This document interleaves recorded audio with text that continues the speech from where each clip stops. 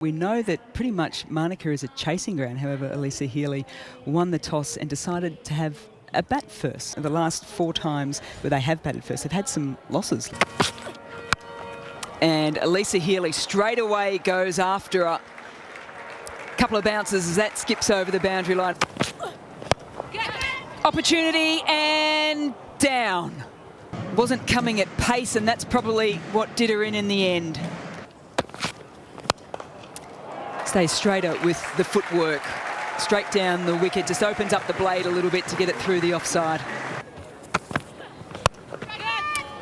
Up and over. Yeah, good clean strike there from Beth Mooney. The shout from the South Africans was catch. Another chance and another chance put down. Can you believe it? And, oh wow, she's gone walking. She's been dropped on 2 occasions off Cotton Bowled's Beth Mooney. She found herself at the other end. Healy can't believe it as she is run out by Masabata Class in the follow-through, having put down another one. Actually, again, pretty similar to yesterday in the sense is that just a slight breeze to begin play. What would you have done today at the coin toss? Definitely bat. I totally agree with Rach. Maybe it's the captaincy brains that sit inside our heads. Going over and having a chat. Nice. Known more for her cover drives through the offside, but equally as adept with the cut shots. Oh. That's in the air and just through. Had South Africa excited for a split second. As Healy lifts up and over the offside. It's a shot that we marvelled throughout the World Cup. Oh, sounded good off the bat, and that has flown. Yeah, just at 112 kilometres an hour. Backs away and doesn't make contact. Class keeps it simple, top of off. She evolved the game nicely across the time that she's been in the Australian team, and always looking for ways to get better, and that's something that we want to be able to do as athletes, is get better every day. And our female players to capitalise their income. Yeah. It's a little check drive, basically from Talia McGrath to say, hey, commentary box, back onto the game. A chance, and it's taken by Jafta. Just kept her nerve behind the stumps. And that is huge. It's the #1 T20 batter in the world. Up and over, but brilliance, absolute brilliance from Chloe Trier. The check drive straight from Perry, and it doesn't have enough on it. And this is brilliant from South Africa. Long way down the wicket. Is in line. Impact is umpire's call. Wickets are also umpire's call. Stay with your not out decisions. Make that 30. No. Make that 29. And the paddle goes straight to Ayabonga Kaka, and she's finally taken one. And loads up on the back foot. That is past Mlaba and over the boundary. A much needed boundary.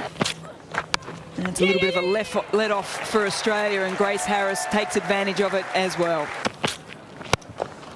Needs to get it through. She does, because the protection now with just the 3 outs.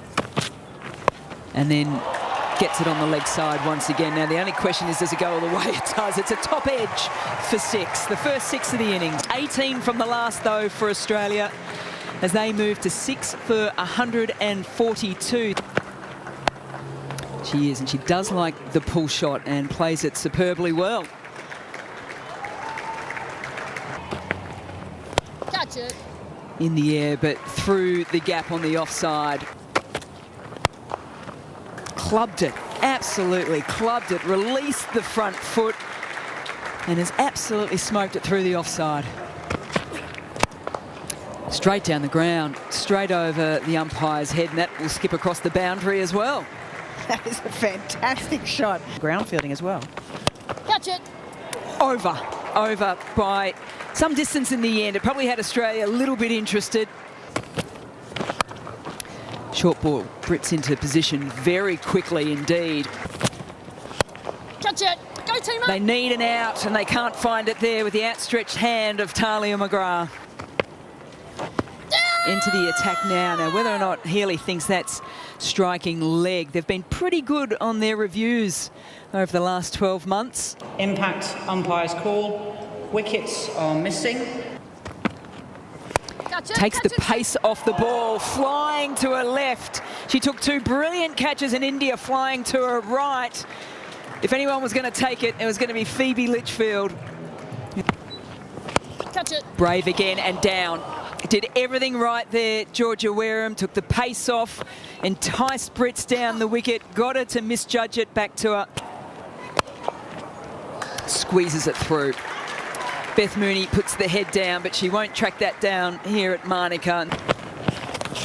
Oh, yeah, she gets a bit on that. Chases the wide one from McGrath from her first delivery. Catch it, please. Skied. Healy says catch it with a bit of a please at the end of it, and Georgia Wareham does it for a skipper, does it for Australia. Manuka Bosch. Oh, it's going to get through for 4, unfortunately. Unfortunately for South Africa, though. Graham with the misfield off her own bowling. There's been some real issues with the... Oh! Just check that for me. If it was a direct hit, Malazan Cat would have been gone. Catch it. Over and only just. Georgia Wareham has already taken a very smart catch at mid-off. Looks to go straight and does it nicely. Very nicely indeed there from Cap. And does, and it's chipped in the air from Cap, and it's McGrath running back, Harris running across. But in the end, Cap finds that long off boundary once again. Catch it. That is in the air, and it hasn't got the distance on it. Pressure on Grace Harris, who takes it nicely. Yeah. Edged and taken. We've seen it before between these two. That is brilliance from Healy. Catch it. Opportunity and another one. Tries to nail the Yorker, and instead Laura Woolvart nails the boundary. Change of pace. Bosch goes straight down the ground. Harris with a one-hander goes over the boundary rope for 6. And it stays at 4. 1 for 4, in fact, as Bosch looks to go big. Here's the bouncer. Hits it nicely. Off the middle of the bat. It's a boundary. It's a 50 for the skipper. Goes back to cutting her fingers down the side of the ball, and it's going to be back-to-back boundaries. That she does. Whips it away, does Chloe Tryon, and with that, it is a historic win for South Africa. Their first ever win over the world champions in the T20 format.